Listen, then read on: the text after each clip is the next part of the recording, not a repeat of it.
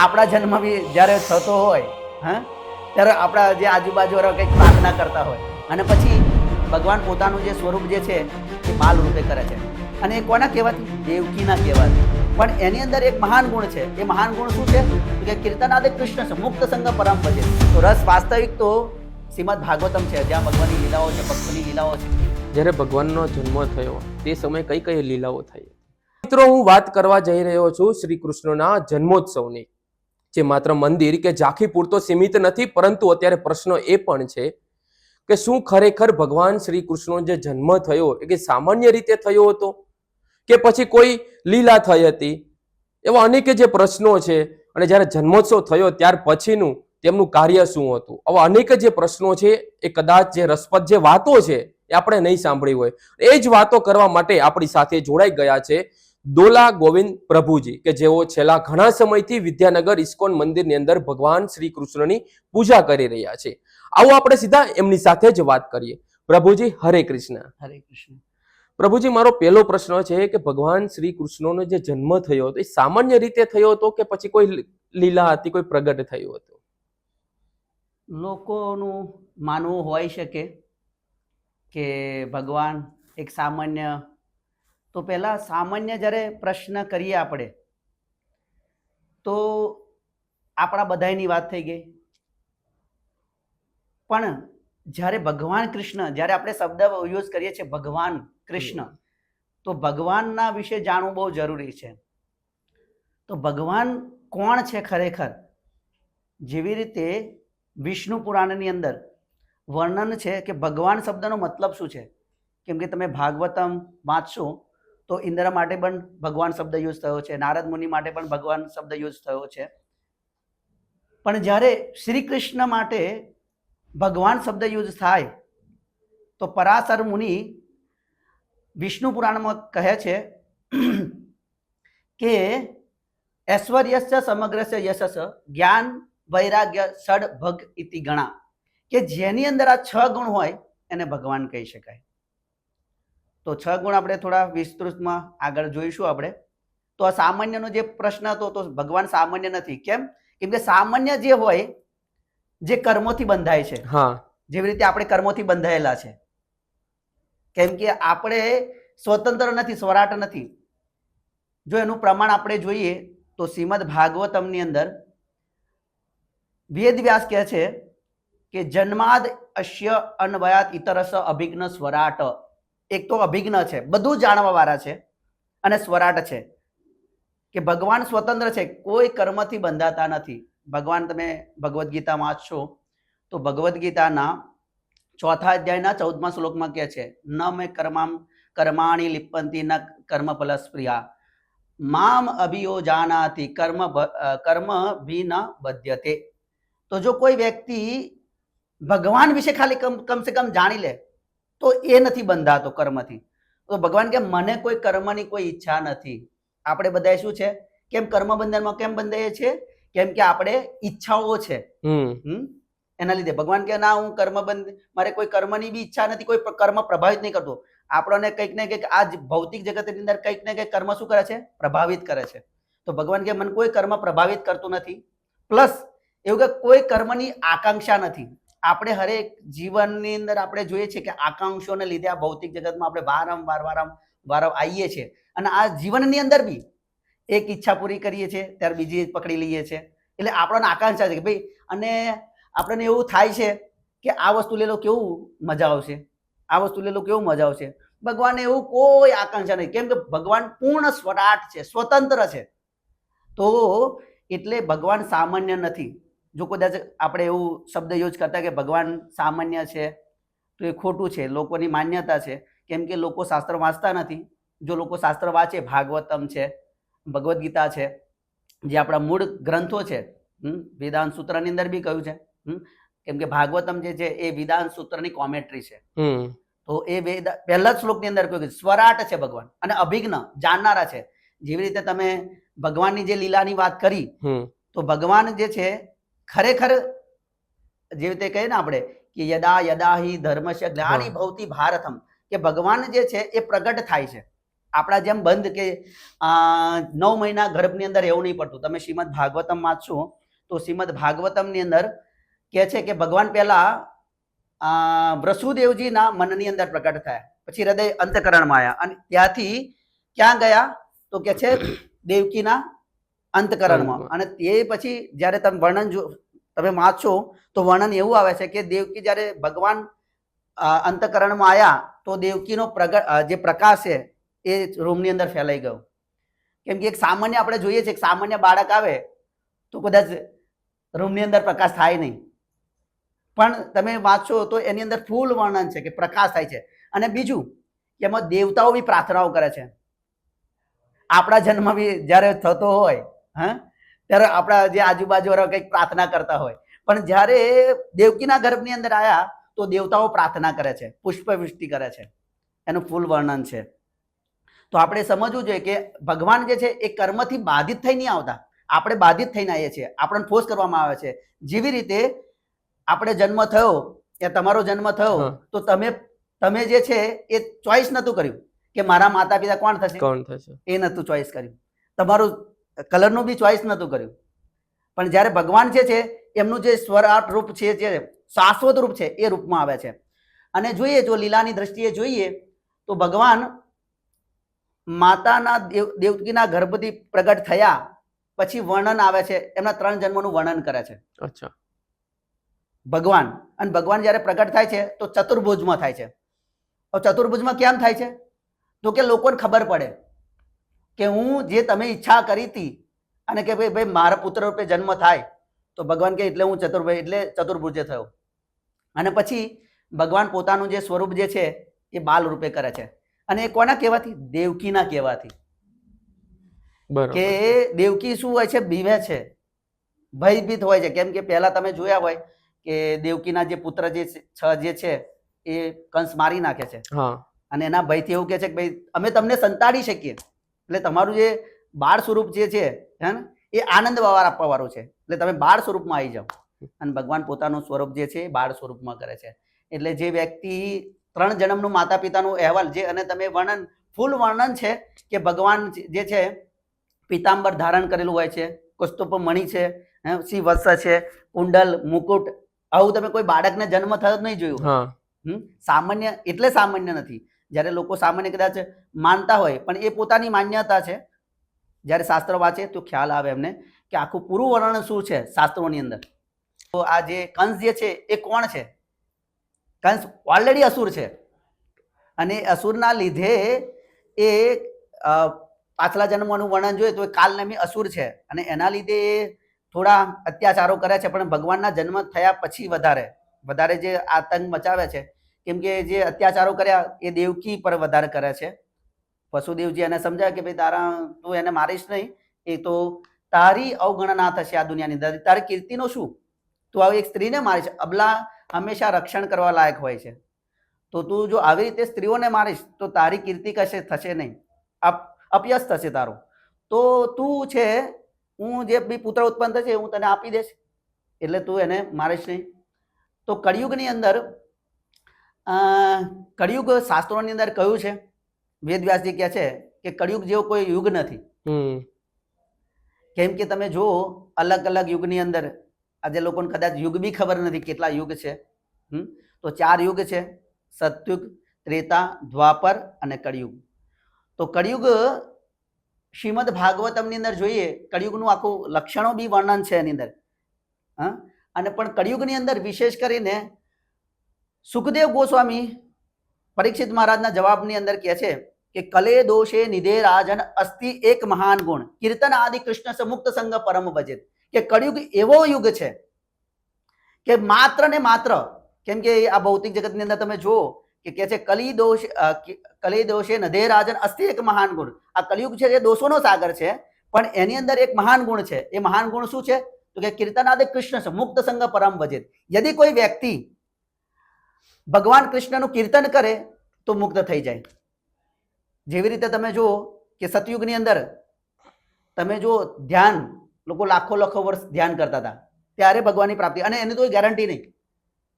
પછી ત્રેતાની અંદર આવ્યું યજ્ઞ, તો યજ્ઞ અત્યારે બ્રાહ્મણ બી શુદ્ધ નથી, યા તો સામગ્રી બી શુદ્ધ ના મળે.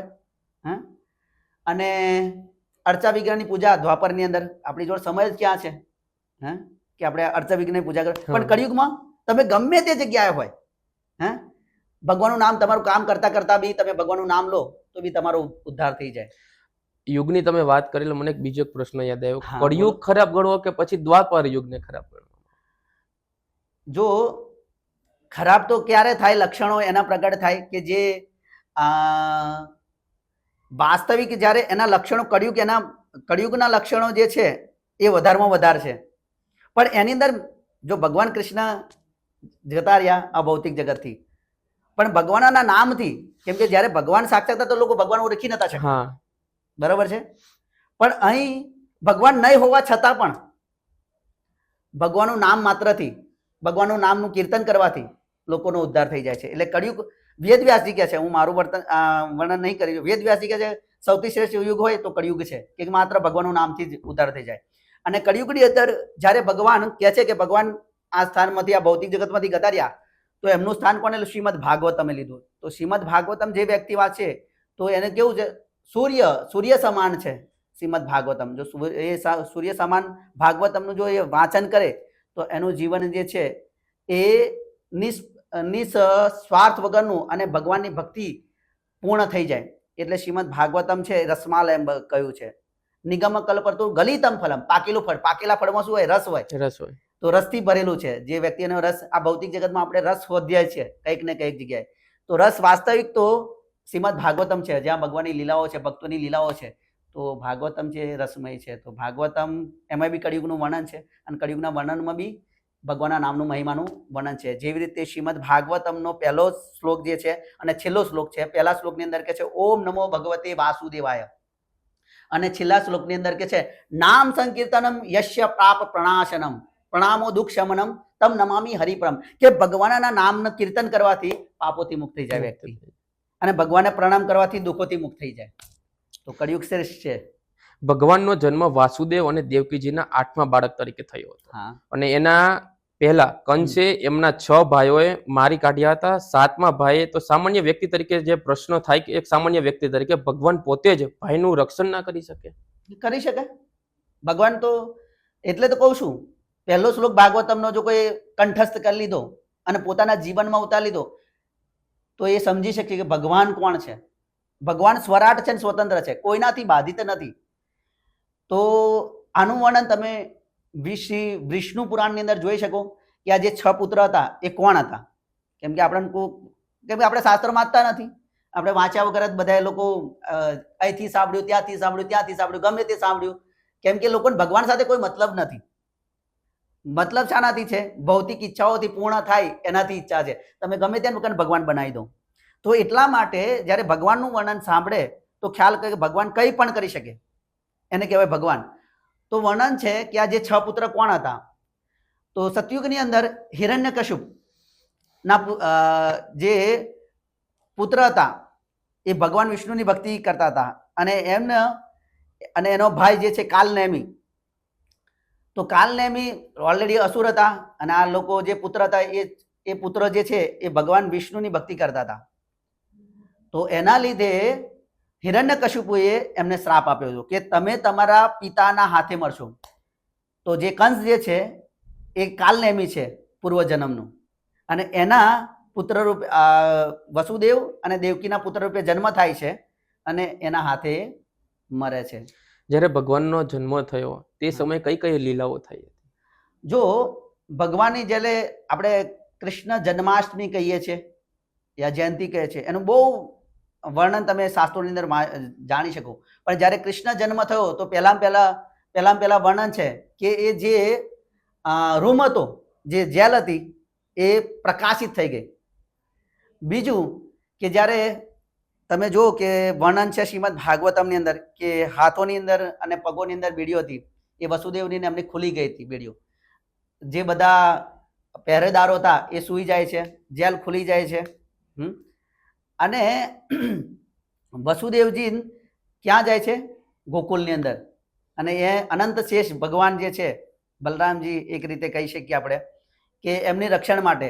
અને તે સમયનો જે વાતાવરણ હતું કે જ્યારે યમુનાની અંદર ઉફાન આવ્યું હતું, અને એટલું બધું પાણી, પણ જેવી રીતે આપણે કહીએ કે રામચંદ્ર સમયે જેવી રીતે સમુદ્રે રસ્તો આપી દીધો હતો જવા માટે, પણ તોય સમુદ્ર દેવે કહ્યું હતું કે તમે મારા આ સમુદ્ર પર પુલ બાંધો, જે તમારા નામની ગણના થાય, મહિમા વધે, તમારા નામની મહિમા વધે. તો એવી જ રીતે યમુના શું કરે છે? રસ્તો આપી દે છે વસુદેવજીને. અને બહુ કાળા વાદળ તો હોય છે, વરસાદ પડે છે, ઇન્દ્રદેવ બી પ્રસન્ન થઈ જાય છે, કેમ કે જ્યારે મેં કહ્યું કે જ્યારે ખાલી માત્ર ગર્ભની અંદર આવ્યા ત્યારે જ દેવતાઓ પ્રાર્થના કરતા હતા, સ્તુતિઓ કરતા હતા ભગવાનની.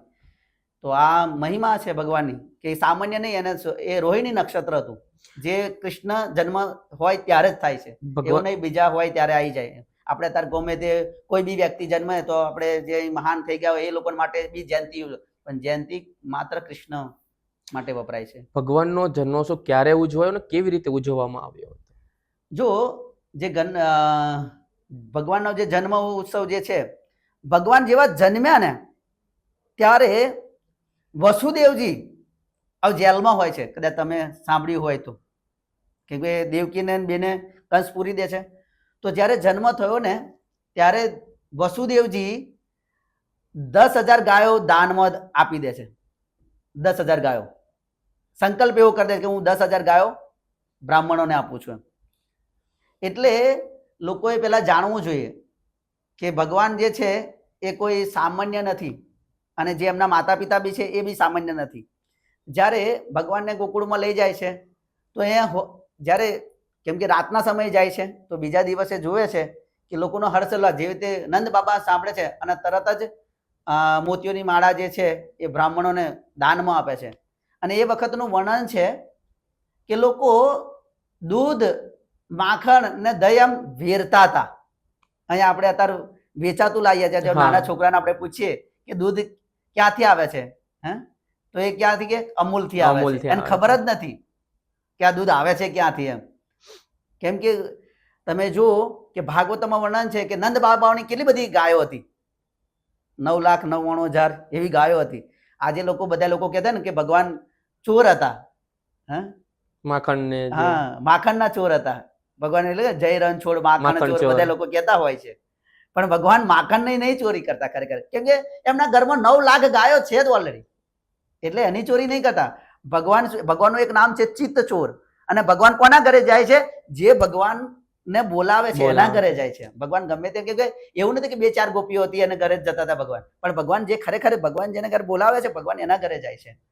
તો વર્ણન આવે છે કે બધા લોકો માખણ ને દહીં ને દૂધ છે વેરતા હતા. હવે તમે વિચારો, અત્યારે આપણે ખાવું જે હોય, માખણ આપણે જોઈએ તો બી મુશ્કેલ છે, સાચું મળવું મુશ્કેલ છે. આમ તમે બજારમાં લેવા જાઓ તો એ સાચું મળવું ડુપ્લિકેટ જ પધરાવવામાં આવે આપણને. તો તે સમયનો એવો હર ઉલ્લાસ હતો કે જ્યાં બધા લોકો પ્રસન્ન હતા. જેવી રીતે આપણે જોઈએ છીએ કે સામાન્ય જ્યારે જન્મ થાય ને તો બધાય આજુબાજુ બધાય ખુશ હોય, અને 2 લોકો દુઃખી હોય. પણ અહીં તો એવું નહોતું કે દુઃખી છે. ભગવાન કૃષ્ણ જ્યારે જન્મ પ્રગટ થયા તો દુઃખી નતા, રડતા નતા. આપણે અહીં સામાન્ય બાળક રડે છે, પણ ભગવાન રડતા નતા, એ બી ઉલ્લાસમાં જ હતા કે અમારું જે પ્રાગટ્ય થયું છે, જે કારણથી થયું છે, હું સફળ કરવા જઈ રહ્યો છું. એમ જન્માષ્ટમી છે, આપણે કઈ રીતે ઉજવણી કરવી જોઈએ જેથી ભગવાન આપને પ્રસન્ન થઈ શકે? શાસ્ત્રોની અંદર આપણે ઉજવણી અત્યારે કરીએ છીએ બધી અલગ અલગ રીતે, મન ગણિત રીતે કરીએ છીએ. આપણે બધા જોઈએ છીએ અલગ અલગ કરે છે. તો શાસ્ત્રોને અનુસાર કહ્યું છે કે જ્યારે જન્માષ્ટમી હોય અને એ પર્વ હોય જ્યાં ભગવાનનો જન્મોત્સવ મનાઈ રહ્યા હોય, ત્યાં ખરેખર ભગવાનના ગુણગાન થવા જોઈએ. પહેલા કે ભગવાન છે કોણ એ ખબર હોવી જોઈએ બધે. એક કોઈ નોલેજ વગરનું આજે જે જ કૃષ્ણ વિશે આવી રીતે પ્રસંગ મનાવતા હોય અને એ જ કૃષ્ણ વિશે પછી ખોટું બોલતા હોય, કેમ કે એમને કૃષ્ણ વિશે વાસ્તવિક ખબર નથી. તો ખરેખર કૃષ્ણના ગુણગાન ગાવા જોઈએ કે કૃષ્ણ મહાન કેવા છે, ભગવાન કૃષ્ણ જ છે એવું રીતે એને સાબિત કરવું જોઈએ. તો કૃષ્ણ વિશે એને ખબર પડે અને એમના ગુણગાન કરવા જોઈએ, એમનું કીર્તન કરવું જોઈએ. શાસ્ત્રોની અંદર વર્ણન છે. તો આ રીતે આપણે એને મનાવી શકીએ. જન્માષ્ટમી એ સૌથી મોટો બધા લોકો કહેતા હોય ઉપવાસ કરવો જોઈએ, સૌથી મોટું એમાં ફળ મળે છે. આની પાછળનું મુખ્ય કારણ શું છે? જો ફળ તો બધા બહુ ધાર્મિકતાની અંદર તમે જુઓ, કર્મકાંડની અંદર જુઓ તો કંઈક ને કંઈક ફળની આકાંક્ષા હોય છે બધા લોકો, અને કરતા હોય ફળની આકાંક્ષાથી. પણ માત્ર ને માત્ર જે શુદ્ધ ભક્તિ જે છે, ભગવાન કે છે ભક્ત્યા મામ અભિજાનાથી, મને એકમાત્ર ભક્તિથી જાણી શકો, અને ભગવાનને પ્રાપ્ત કરવાની એક જ રીત છે ભક્તિ દ્વારા. તો એકચ્યુઅલી જે ઉપવાસ રાખીએ યા જાગરણ કરીએ એનો ઉદ્દેશ્ય માત્ર ને માત્ર ભગવાનને પ્રસન્ન કરવાનો હોવો જોઈએ. જેવી રીતે ગોપીઓ જે છે એ હંમેશા ભગવાનને પ્રસન્ન કરવા માટે કરતા હતા કાર્ય. એવી રીતે જે બી હોય એ વ્યક્તિએ ભગવાનની પ્રસન્નતા માટે કરવું જોઈએ. કારણ વર્ણન તમે જુઓ કે બહુ વર્ણન છે, યા તો વર્ણન છે કે ભાઈ જન્માષ્ટમી હોય એનું કોઈ વ્યક્તિ પારાયણ કરે, વર્ત કરે, તો કે છે કે જન્માષ્ટમી જે દિવસ જે છે એ દિવસે માત્ર ને માત્ર ખાલી ભગવાનને પ્રસન્ન કરવા માટે જ એ કાર્ય છે. બીજું છે પદ્મ પુરાણની અંદર વર્ણન આવે છે ઉત્તરખંડની અંદર, જેની અંદર કે છે અધ્યાય 4 ની અંદર, જે વેદ નારદ મુનિ અને બ્રહ્માજી સામે સંવાદ થાય છે, અને એ સંવાદની અંદર બ્રહ્માજી કે છે એ વ્રત કોઈ કરે તો રાધા અને કૃષ્ણને પ્રસન્ન કરનારું પ્રિય એ દિવસ છે. એના સિવાય બીજો કોઈ દિવસ જ નથી. ના કોઈ શાસ્ત્રોમાં વેદમાં વર્ણન છે, ના કોઈ પુરાણની અંદર વર્ણન છે. બીજું કે છે કે જ્યારે જન્માષ્ટમી હોય અને કોઈ એ વ્રત કરે છે તો વૈકુંઠ ભગવાનનું ધામ એને પ્રાપ્ત થઈ જાય છે. પણ માત્ર ને માત્ર એ જયંતીનું કીર્તન કરવામાં આવે, એનું સ્મરણ કરવામાં આવે તો કે છે 7 જન્મોના પાપોથી મુક્ત થઈ જાય. અચ્છા, 7 જન્મોના. પછી કે છે ભગવાન નારાયણ અને યુધિષ્ઠિર વચ્ચે સંવાદ થાય છે, એની અંદર બી કે છે યદિ કોઈ વ્યક્તિ આ કૃષ્ણ જન્માષ્ટમી વ્રત રાખે છે અને જાગરણ કરે છે તો કે છે એના 100 જન્મોના પાપો છે એનાથી મુક્ત થઈ જાય છે. યદિ કોઈ વ્યક્તિ જાગરણ ના કરે અને ખાલી વ્રત કરે છે તો કે એને અશ્વમેઘ યજ્ઞનું ફળ મળે છે. બીજું કે છે કે એને બાલ્યકાળની અંદર, કુમારકાળની અંદર અને વૃદ્ધાશ્રમની જેટલા બી પાપો કર્યા છે એ પાપોથી એ મુક્ત થઈ જાય જન્માષ્ટમી વ્રત કરવાથી. એટલે અને આગળ ઘણા પુરાણની અંદર વર્ણન બી છે, જેવી રીતે તીર્થોનું ફળ મળી જાય સ્નાન કરવાથી, જેવી રીતે ગંગા, નર્મદા આવી જે નદીઓ જે છે, પવિત્ર નદીઓ છે, એની અંદર સ્નાન કરવાનું બી પુણ્ય મળી જાય છે. એવું છે જે વ્રત આ જન્માષ્ટમીનું. તો એટલે લોકોએ બધાએ કરવું જોઈએ. આ મોકો છે આપણા માટે સરસ. જન્માષ્ટમીના દિવસે આપણે ભગવાનને કેવી રીતે અભિષેક કરવો જોઈએ, કઈ કઈ વસ્તુનું ખાસ ધ્યાન રાખવું જોઈએ? મેન જે છે, જો અલગ અલગ ઉપાસનાની અંદર અલગ અલગ વધારે ઓછી હોઈ શકે, પણ સિમ્પલ રીતે બધા લોકો કરી શકે તો પંચગવ્યની વાત થઈ છે. પંચગવ્યની અંદર તમે દૂધ, દહીં, ઘી, મધ અને સુગર પાણીને શુદ્ધ જળથી આવી રીતે વર્ણન કરેલું છે શાસ્ત્રોની અંદર. તો આનાથી ભગવાનને આપણે અભિષેક કરવો જોઈએ. જે લોકો પોતાના ઘરમાં લડ્ડુ ગોપાલ રાખતા હોય, જે કૃષ્ણ જન્માષ્ટમી વખતે એમનો આવી રીતે અભિષેક કરવો જોઈએ. એવા પદાર્થોનો ઉપયોગ નહીં કરવો જોઈએ જે કે એક બાળકને પીડા કરે, એવા કોઈ પદાર્થોનો ઉપયોગ નહીં કરવો જોઈએ.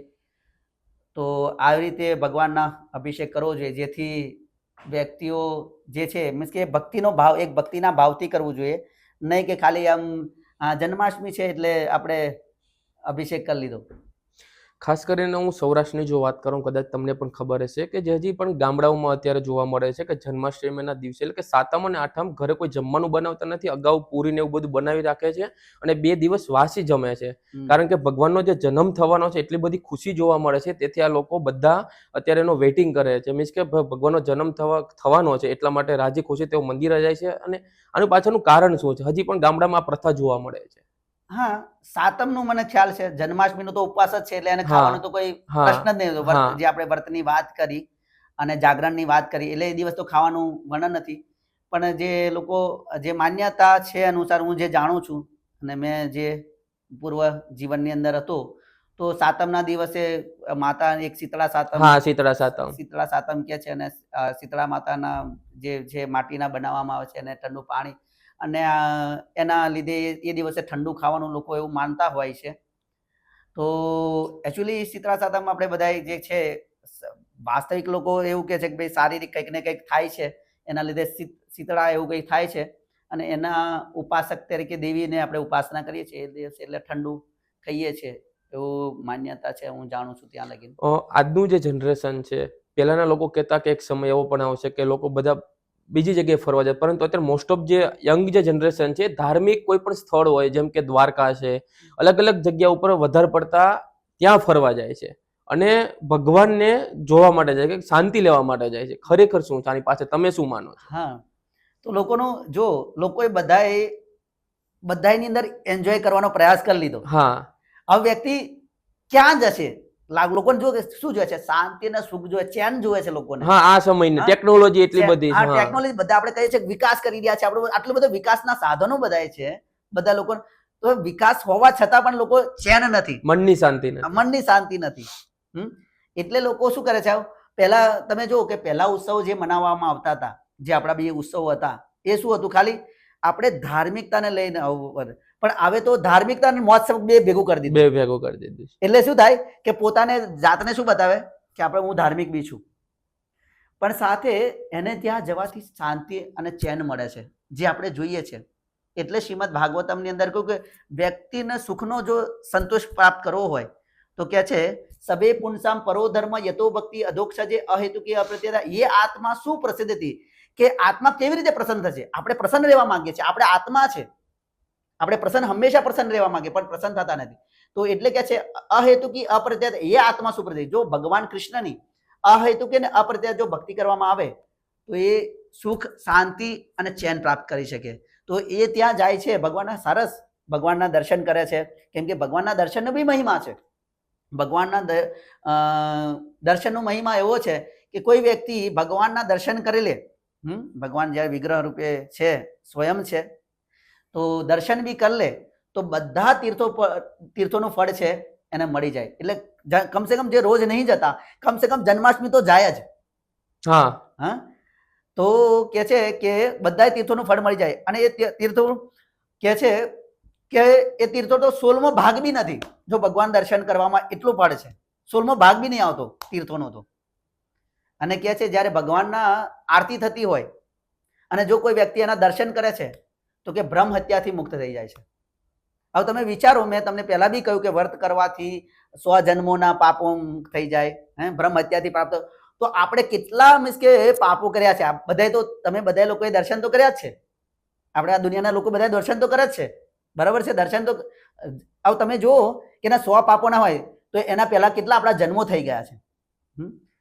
તો આપણે એટલે ભગવાન જેટલું સમય મળે છે ત્યાં દર્શન કરવા માટે જવું જોઈએ અને આપણી જે ભક્તિ છે એને વધારવી જોઈએ. તો આપણું જે સુખ, ચેન, જે આપણે શાંતિ ઈચ્છે છે એ કૃષ્ણ ભક્તિમાં જ મળશે, બીજે કંઈ નહીં મળે. એટલે બધા લોકો હવે તમે જો વૃંદાવનની અંદર, પહેલા તમે જો વૃંદાવનની અંદર એટલું નતું, પણ હવે તમે વૃંદાવનમાં જાઓ તો તમે રહેવા માટે બી જગ્યા ના મળે. દ્વારકામાં બી તમે જાઓ, તિરુપતિ જાઓ, જ્યાં ભગવાનના મુખ્ય દર્શન છે, તમને ત્યાં રહેવા માટે બી મુશ્કેલ થાય, પહેલેથી તમારે બુકિંગ કરાવવું પડે.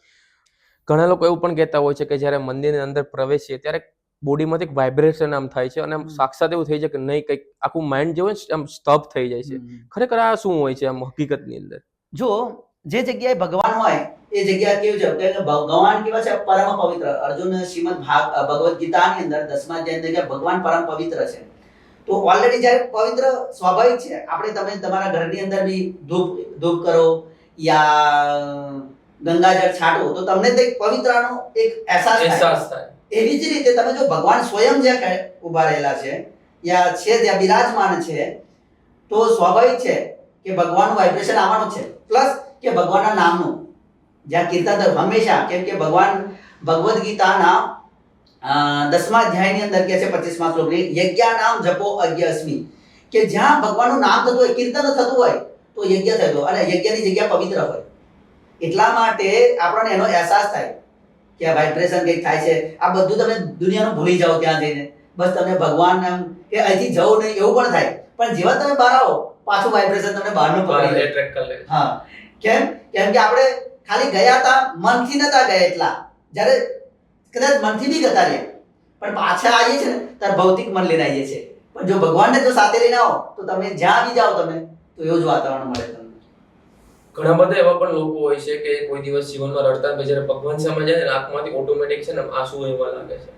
તો એ વાત સાચી છે ભગવાન સામે, કેમ કે ભગવાન કેવા છે? પૂર્ણ પુરુષોત્તમ પરમેશ્વર છે. હવે જ્યારે કોઈ વ્યક્તિ, બે વ્યક્તિઓ છે, એક ભગવાન માટે રડે છે અને એક કોના માટે રડે છે? પોતાના દુઃખો માટે. મારા દુઃખોનું સમાન કરો ભગવાન, એ રીતે રડે છે. જ્યારે ભગવાનનો જે શુદ્ધ ભક્ત છે એ ભગવાનની લીલાઓ જે કરી છે ભગવાનની જે પોતાના ઉપર કૃપા કરી છે એના લીધે અશ્રુ વહેતા હોય, અને જ્યારે સામાન્ય લોકો હોય કે જેની પ્રોબ્લેમો જે છે એના લીધે રડતા હોય છે.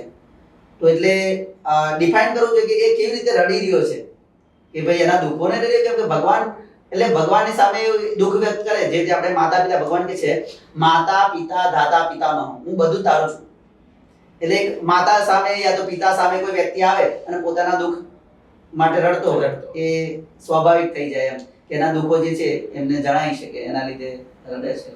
100% લોકો અત્યારે ડિપ્રેશનમાં પડતા હોય છે, ટેન્શનમાં પડતા હોય છે, દુઃખોમાં હોય છે, પરંતુ આ બધાનું એક જ સોલ્યુશન છે, એ છે શ્રીમદ ભાગવત ગીતા.